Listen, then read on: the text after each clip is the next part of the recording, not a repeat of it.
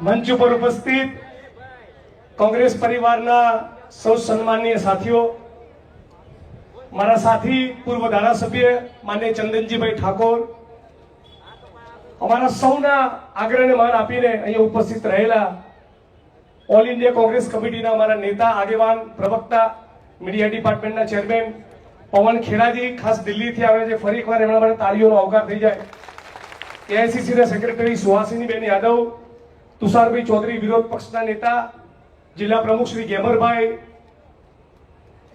આપણા અમિતભાઈ ચાવડા પ્રદેશ પ્રમુખ શ્રી ગુજરાત પ્રદેશ કોંગ્રેસ સમિતિના, કિરીટભાઈ પટેલ, આપ તમામ બહેનો, માતાઓ, વડીલો, યુવાન મિત્રો, પત્રકાર બંધુઓ, આજે જન આક્રોશ રેલી જે 21 તારીખે ઢીમાથી નીકળી એની પૂર્વે સૌરાષ્ટ્રની અંદર 1000 કિલોમીટરની ટ્રેક્ટર યાત્રા અમે કરી.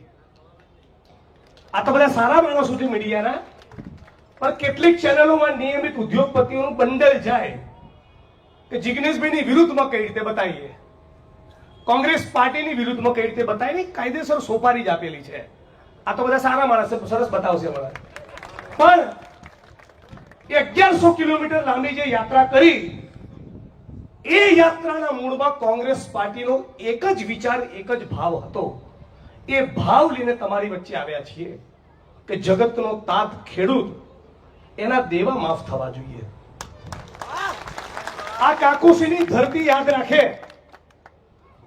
ભારત સરકારના આંકડા પ્રમાણે આજની તારીખે આપણા દેશના એક ખેડૂતની ખેતીમાંથી થતી એક દિવસની આવક, ઘર પરિવારના બીજા સભ્યો બીજું કામ કરતા હોય એ નહીં ગણવાનું, ખાલી ખેતીની એક ખેડૂતની એક દિવસની આવક આ 2025ના ભારતમાં ફક્ત 27 રૂપિયા છે.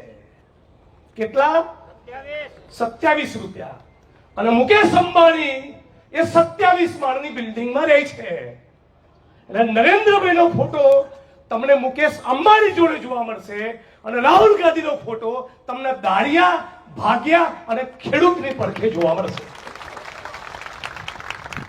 આખા ખેડૂત પરિવારની આવક, ખેડૂત એના પરિવારમાં દીકરા હોય, કોઈ ગલ્લો કરીને ભૂંગળાના બટાકા વેચતું હોય, કે પરિવારની કોઈ બેન કચરા પોતા કરવા જતી હોય, કે કોઈના ત્યાં ફેક્ટરીમાં દીકરો જતો હોય, એ ખેડૂત પરિવારની આવક એ 10,218 રૂપિયા છે.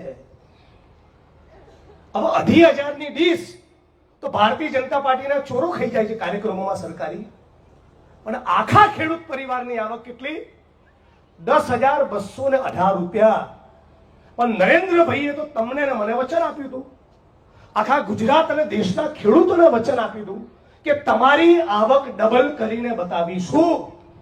આવક નહીં, જાવક ડબલ થઈ ગઈ. આજ ગુજરાતની અંદર જે કહેવાતા વાઇબ્રન્ટ અને સ્વર્ણિમ ગુજરાતની અંદર આ કમોસમી વરસાદના કારણે 6 ખેડૂતોએ આપઘાત કરવો પડ્યો. લાજીને ડૂબી મરો ભાજપ વાળાઓ. અને એટલા માટે અને જન આક્રોશ રેલી એ માંગ લઈને નીકળી છે કે દુનિયા થાય પણ જ્યાં સુધી ગુજરાતના ખેડૂતોના દેવા માફ કરવામાં આવે નહીં, ત્યાં સુધી અમે ઇન્કલાબ કરવાના છીએ. અને આ વાત લઈને જન આક્રોશ રેલી નીકળી. સાથોસાથ અમારી માંગણી હતી કે ભાઈ ધારો કે ચંદનજીભાઈને કાલે ગુજરાતના મુખ્યમંત્રી બનાવી દઈએ અને 50 લાખ લોકોને રોજગારી ના આપે એવું બને, પણ ખાલી પડેલા સરકારી પદોમાં ભરતી કરવી એમાં તો કોઈ રોકેટ સાયન્સ છે નહીં. ધારો કે 2.5 લાખ પદ ખાલી હોય તો 5 વર્ષનું તમારું શાસન, દર વર્ષે 50,000 કરીને 2.5 લાખ લોકોને નોકરી આપી દો. એટલે બીજી અમારી ખાસ માંગણી હતી કે ખાલી પડેલા સરકારી પદોમાં ભરતી થવી જોઈએ. વર્ષોથી આપણે બધા કાકોસી હોય, સિદ્ધપુર હોય, પાટણ હોય, વડગામ હોય, ગુજરાતના ખૂણે ખૂણે જઈને બોલીએ છીએ કે આશા વર્કર બહેનો, આંગણવાડીની બહેનો, જીઆઈએસએફના જવાન, સફાઈ કામદાર, મલ્ટીપર્પઝ હેલ્થ વર્કર, પંચાયતના પટાવાળા, હોમગાર્ડના જવાનો, આ ફિક્સ પગાર આઉટસોર્સિંગ કોન્ટ્રાક્ટમાં નીચો વહી ગયા. તો આ ફિક્સ પગાર આઉટસોર્સિંગ કોન્ટ્રાક્ટની સિસ્ટમ પણ આ ગુજરાતમાંથી નાબૂદ થવી જોઈએ. આ વાત લઈને અમે આખા ગુજરાતમાં નીકળ્યા હતા, સૌરાષ્ટ્રમાં નીકળ્યા હતા.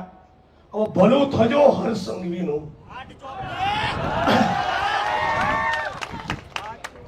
ભલું થજો એનું કે ઢીમામાં અમે ગયા.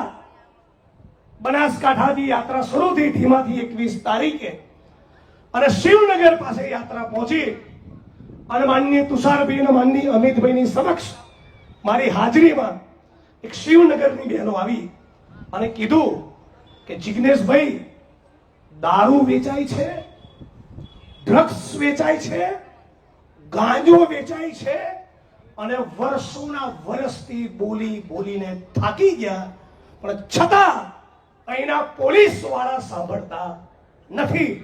બોલો મારે શું કરવાનું? ચૂપ રહું કે છોતરા કાઢું? એટલે નક્કી કર્યું કે હમણાં છોતરા કાઢવામાં આવશે અને ટોળું લઈને ગયો હજળપંપ પોલીસ સ્ટેશન. કાવો બેટમજી, બરાબર કર્યું ને? આ ગુજરાતની સ્ત્રીઓ, આ ગુજરાતના યુવાનો તમને અરજી આપે, આવેદન પત્ર આપે, વિધાનસભામાં અમે બોલીએ, પત્રો લખીએ, આવેદન પત્રો આપીએ, ગૃહ સચિવને કહીએ, ડીજીને કહીએ, હર્ષ સંઘવીને કહીએ, મુખ્યમંત્રીને કહીએ, અને એ પછી એ તમારા પેટનું પાણી ના આવતું હોય તો પાટણના એસપી હોય કે ગુજરાતના કોઈ પણ ખૂણાના હોય, તાવ આવી જશે. યાદ રાખી લેજો, સુદામા ચોકડી પર ડ્રગ્સ મળે છે, મને ખબર છે. અને યાદ રાખી લેજો, આ 4 દિવસની ઇન્સ્ટાગ્રામની રીલ બનાવવાનો કાર્યક્રમ નથી, છોડા કાઢી નાખવા માટે નીકળ્યા છીએ.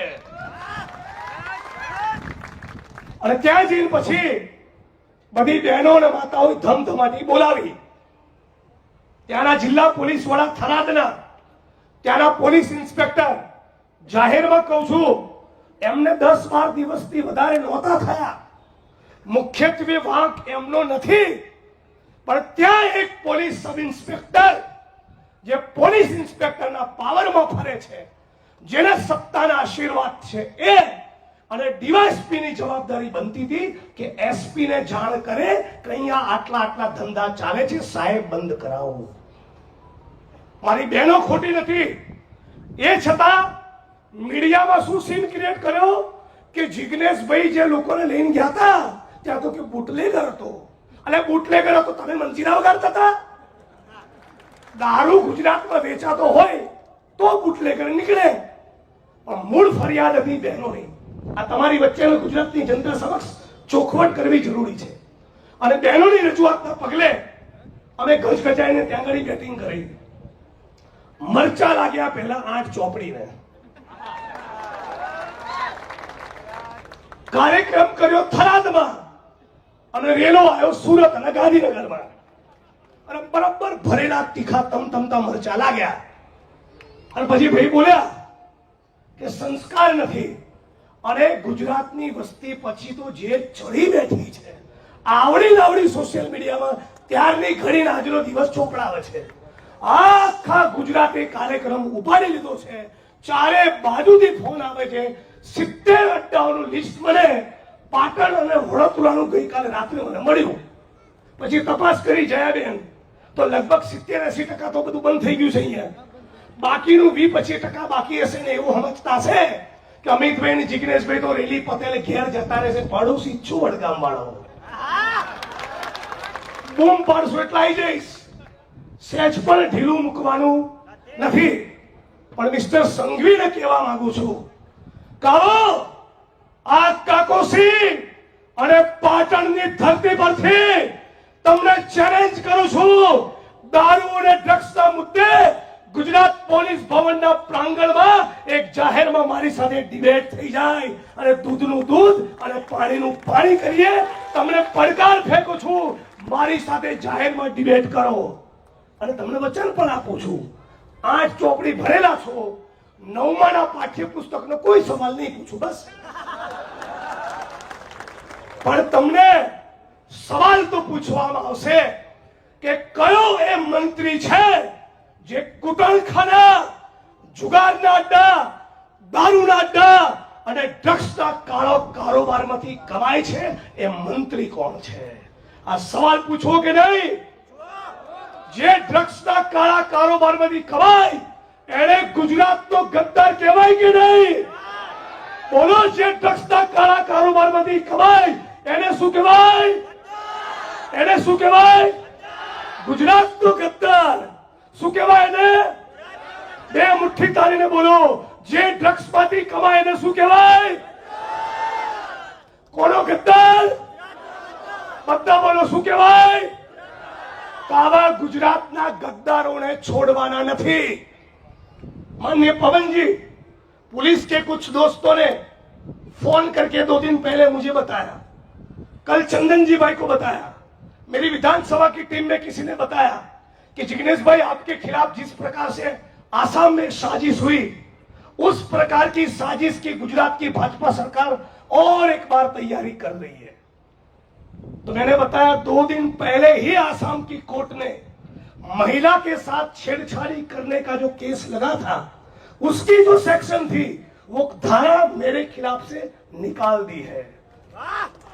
खोटा केस करशो तो भोगवशो, चालू नौकरी में हसो तो भी, निवृत्त થઈ ગયા હસો તો भी, અને ન્યૂઝ ચેનલની ડિબેટમાં બેસીને ફાંકા ફોજદારી કરનારા નિવૃત્ત આઈપીએસ અધિકારી મિસ્ટર બ્રહ્મભટ્ટ, તું બી મેહોણાનો અને હું અસલ મેહોણાનો.